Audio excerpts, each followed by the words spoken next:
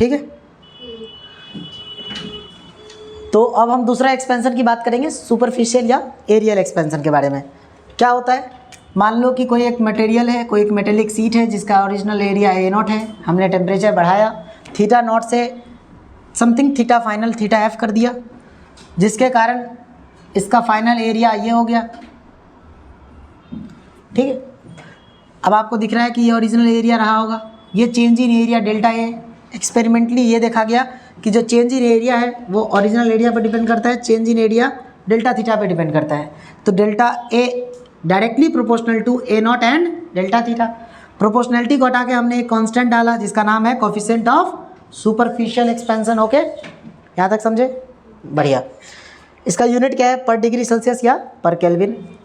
अगर हम बात करें फाइनल एरिया कितना हो जाएगा, भाई एरिया है क्या चीज़, ये फाइनल एरिया क्या है, तुम बोलोगे A0 प्लस ये डेल्टा ए, यही चीज़ तो है, यही है ना। क्या मैं A डैश को A0 प्लस डेल्टा ए लिख सकता हूँ? बिल्कुल।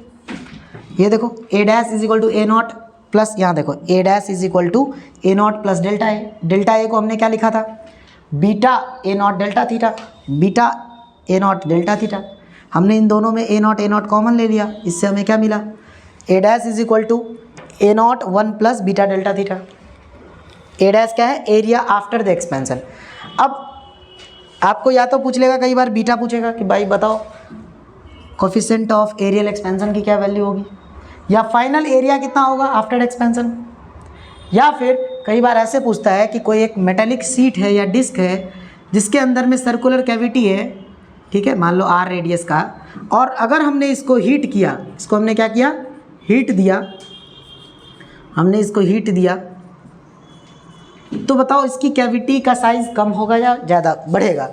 तो उसके लिए मैं आपको यहाँ दिखाया हूँ, देखो अगर एरिया A0 है और अगर आपने इसको क्या किया, इसको अगर आपने टेम्परेचर इंक्रीज़ किया तो देखा गया कि size of cavity as well as the disc या as well as the seat both expand. ठीक है, तो इस तरह से इतना कुछ था आपका थर्मल एक्सपेंशन। एक सवाल है यहाँ पे, कह रहा है कि दो रॉड है जिसका लंबाई L1 और L2 है, दोनों का अलग अलग मटेरियल से बना हुआ है, ठीक है, जिसका कोफिशिएंट ऑफ लीनियर एक्सपेंशन कितना है, α1 और α2।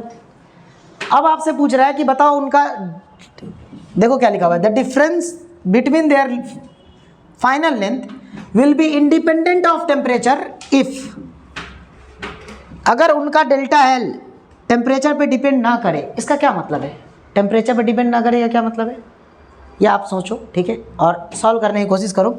आपसे पूछा गया है L1 और L2 का क्या रिलेशन होगा ताकि इनका जो चेंज इन टेम्परेचर है, सॉरी चेंज इन जो लेंथ है वो टेम्परेचर पे डिपेंड ना करे।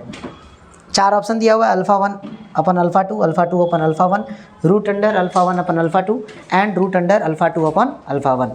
ठीक है, तो इस सवाल को आप ट्राई कीजिए, अगर बनता है तो ठीक, नहीं तो देखते हैं।